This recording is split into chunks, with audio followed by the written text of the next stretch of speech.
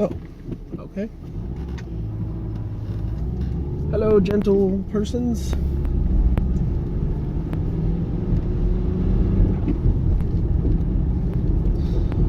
I spent a couple hours, I guess, maybe more, on the Gorg SuperChip, that crazy Hiletgo thing that has everything on it with the ESP32, and I found some nice starter code for keyboarding, and I was playing around with it, and I had, I guess, nothing but problems. I would get weird flips. It was reading the input weird, and I kept thinking that I was like, I needed to activate or set the pin, define the pin differently or something. I mean, I was using Arduino Arduino code, so it was something that was working but adapted, and I'm like adding the Hiletgo stuff into it for the OLED and all that, and it's just acting weird. And I'm like, all right. And I kept just like paring down the code to be as simple as possible to try to figure out where there was weirdness, and I would get readings. It was like the pull down wasn't working, or the pull up for that matter. It was really weird. It was like the pins were floating even though they were set to pull down.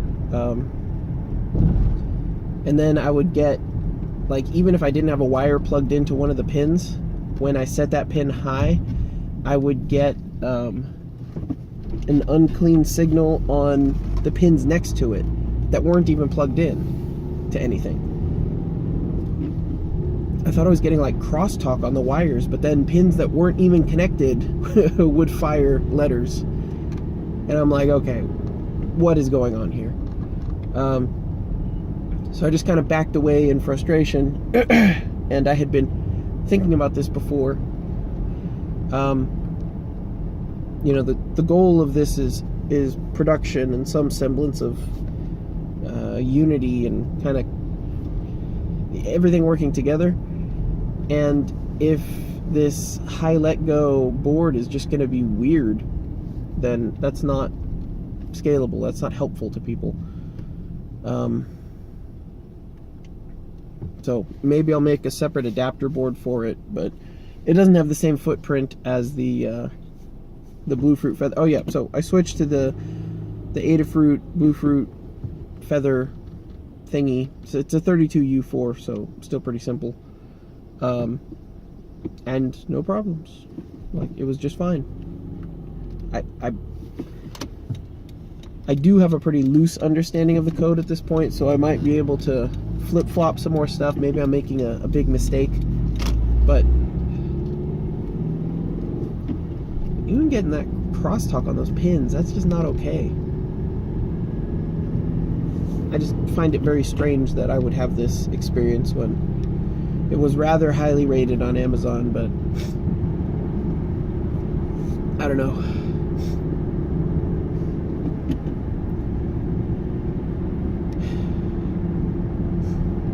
So yeah, I'm messing around with that. It's going to be fun and interesting. I'm probably going to have to do a deep dive into the Arduino Bluetooth code to get a better idea of what's going on and what is expected. I also want to ascertain whether or not it's possible to very easily flip hosts on the chip side, so to make it very easy, rather than dipping back into the disconnected state. Because technically, if the device disconnects, it's almost like a receiver. So if I disconnect it from this phone will go back to scanning for it.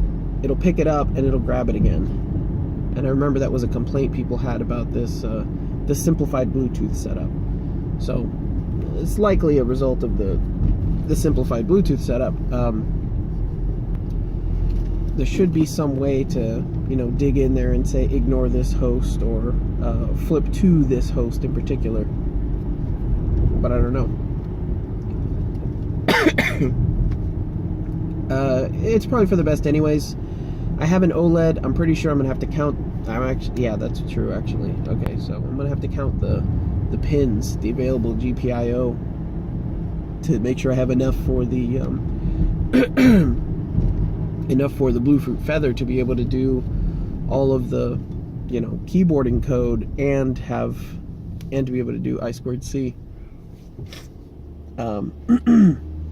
Because I still want to build this in to have I2c communications, so that we could do stuff. Gotta do stuff. Yeah. So I had been talking about adapter boards, where there would just be like I guess it would be like a daughter board that would sit here and connect on the same footprint as this. And then from there, it would expand out to fit the Adafruit Bluefruit, so that you could actually connect it to your existing board, so we don't have to change the footprints. And if you've already got a Signum, then you can add this feature. But if I were to do that, putting the Hiletgo on has, you know, everything kind of built into it. But if I put the Bluefruit on, then it would not have its own OLED. And I had all kinds of problems trying to get that OLED to rotate 90 degrees anyways. I think only the certain OLEDs or only certain libraries support it natively. Everything else is just a gigantic pain. You have to do it all manually. Unless you use the 3D library, which I've not tested on that Hiletgo. Okay. Where was I? Right, so if you create a daughter board or an adapter board that fits onto the existing board, then we can make room for the Bluefruit, the Adafruit Bluefruit to fit on there, and an OLED right below it. There's also the potential of, probably just getting ahead of myself here, but that's what I do, adding that rotary encoder. I mean, like, if I always had problems with the rotary encoder, but that was because I kind of shied away from the interrupt-based polling. So I need to try that out, because maybe it works great. I mean, I've had keyboards with, you know, like quality production keyboards that have rotary encoders on them, and they still have the same problem. I mean, like, my car has a, you know, the volume knob is a rotary encoder, and if I turn it really fast, it registers like 3 times instead of fast. It's not necessarily, I mean, like, it works. It's just, I don't like the inconsistency. So let's see. Like, if I have that adapter board, then it's pretty cool to be able to. Yeah, I would need to integrate a battery though, because the battery needs to be protected. That's okay. Maybe there's space there.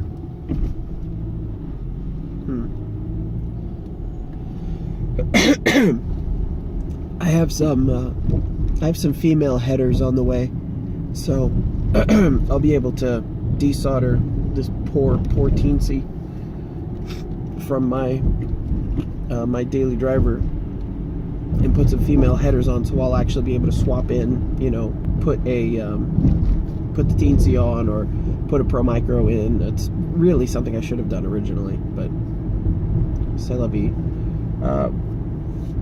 So I just make more work for myself, you know. Either way,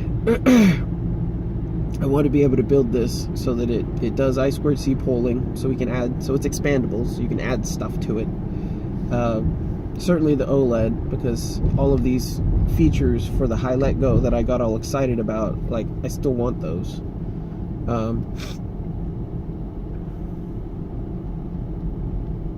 Maybe the Hiletgo is just a LoRa module. Now the Hiletgo is an accessory. What now? So I guess I would do a LiPo battery in there, I guess. Well, the Adafruit Bluefruit has a charging circuit for LiPos, so that's what it needs to be. It would still be building on top of the board, like building up from the PCB. The other thing is, no, that's not. Like, it would make way more sense. It would make way more logical sense. It would make way more practical and productive sense to build a Signum 3.1 with the number row and just make the number row optional. And I have this argument frequently, and the answer is just no. Just no. This profile, this shape is just so, like, aesthetic, like, proportionally. I don't understand it. Well, I do understand it. It's aesthetics, it's design, it's proportion, it's shape, it's form, it's fit. Everything seems so compact. It's great. Someone asked me, they're like, "Oh, you use a 3.0 as your daily driver? Why don't you use a 3.1? Like, slows me down."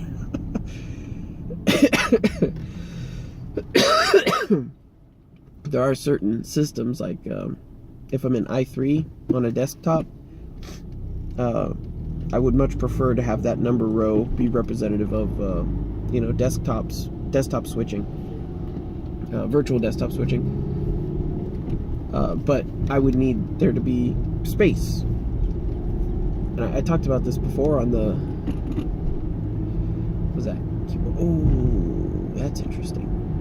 So this is the shape and the size and the form and all that goodness. If I add that number row on top, everything stretches taller, and I feel like the proportions get all weird. You know, like the ratio of height to width gets wonky. Maybe this is like a 1.6, what is it, 1.62 golden ratio, golden mean kind of thing. It doesn't look like it. It shouldn't be. I don't know. Something very attractive about it. But if I do make a desktop version, I can make it so that it has the number row, and that makes everything taller and throws off the proportions. What if I also go wider?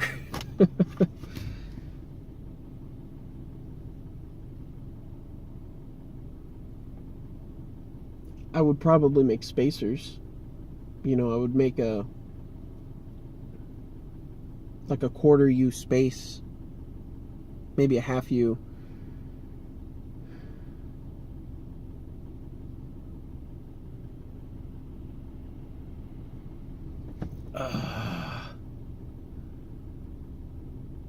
You know what? Whatever. Yeah. I was just thinking about it. I'm like, I'm gonna have to redesign the whole thing. And at this point, I can, like, I started making this 40% that was just like a square grid, and I'm like, well, what if we tweak it? And then I made it, and I'm like, let's run some traces for it. And this is in kicad, and I guess I'm getting really good at it because I just make it, and I'm like, nah, I don't like it, delete it. It's like an artist doing a sketch every morning. Eventually, he's just like, oh, it's beautiful perfection, but I don't like his face. Erase, crumple it up, toss it in the trash. Oh, I should do a live stream on building or designing one, just from the ground up. Just kind of shove everything together from what I've learned, because I can do it pretty quickly at this point. It's just the angles get a little weird because KiCad doesn't allow rotation. And if you're not rotating, then it's not a huge deal, but like footprint rotation is a little weird in KiCad, and you can't set center points for group movements. So you do the rotation and you get it to where you want it, and then you like spend, I say 10 minutes. It's probably a couple minutes. I'm always exaggerating time because I get impatient. It's probably fine. It's probably just a few minutes tweaking and getting things exactly right. It actually is probably instructive so that people can see how to exactly align or precisely align something. Right.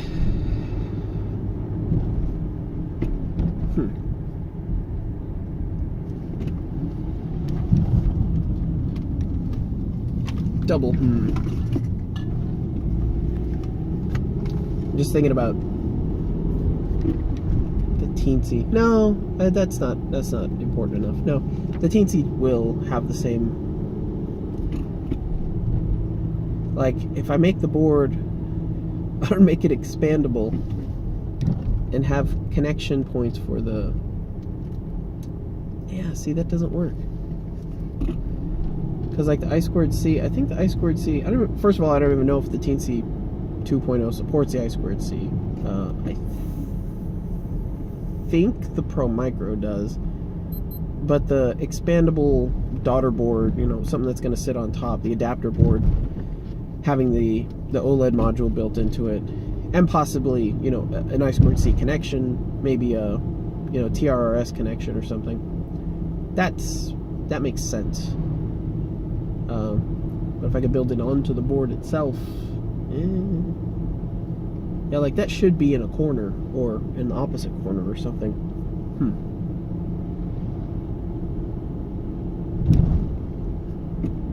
And again, this would be for building a split or adding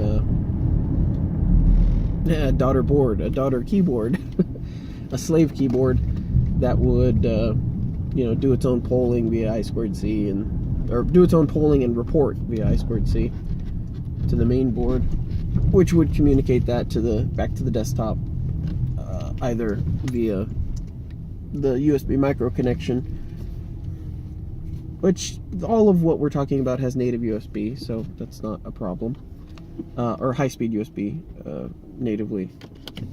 That's not an issue, but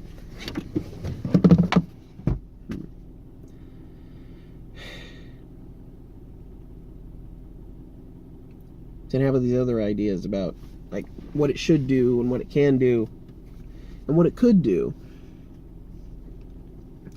And then I know that the more I cram into it, the less it's going to look like this. But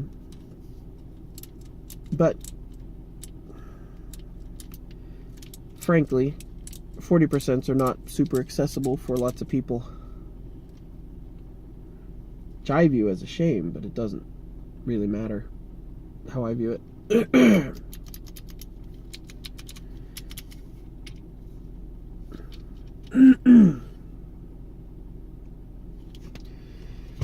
Maybe a 40% with a number row and side rows is a good introduction to a 40%. I'll figure it out. I'm making progress. It's going well. Still haven't heard back on all the quotes for getting these circuit boards printed in the US, though. So we'll see.